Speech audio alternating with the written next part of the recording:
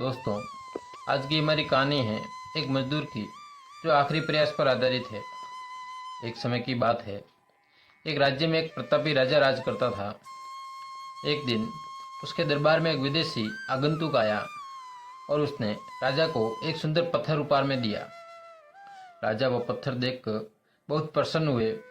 उन्होंने उस पत्थर से भगवान विष्णु की प्रतिमा का निर्माण कर उसे राज्य के मंदिर में स्थापित करने का निर्णय लिया और प्रतिमा निर्माण का कार्य राज्य के महामंत्री को सौंप दिया। महामंत्री गांव के सर्वश्रेष्ठ मूर्तिकार के पास गया और उसे वो पत्थर देते हुए बोला, महाराज मंदिर में भगवान विष्णु की प्रतिमा स्थापित करना चाहते हैं। 7 दिवस के भीतर इस पत्थर से भगवान विष्णु की प्रतिमा तैयार कर राजमहल पहुंचा देना। इसके लिए तुम्हें 50 स्वर्ण मुद्राएं दी जाएगी। 50 स्वर्ण मुद्राओं की बात सुनकर मूर्तिकार खुश हो गया और महामंत्री के जाने के उपरांत प्रतिमा का निर्माण कार्य प्रारंभ करने के उद्देश्य से अपने औजार निकाल लिए। उसने औजारों में से एक हथौड़ा लिया और पत्थर तोड़ने के लिए उस पर हथौड़े से वार करने लगा, किंतु पत्थर जस का तस रहा। मूर्तिकार ने हथौड़े के कई वार पत्थर पर किए, किंतु पत्थर नहीं टूटा।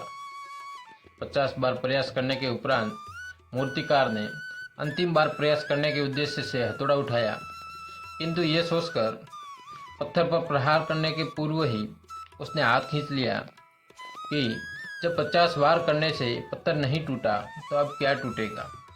वो पत्थर लेकर वापस महामंत्री के पास गया और उसे यह कह वापस कर दिया कि इस पत्थर को तोड़ना नामुमकिन है, इसलिए इससे भगवान विष्णु की प्रतिमा नहीं बन सकती।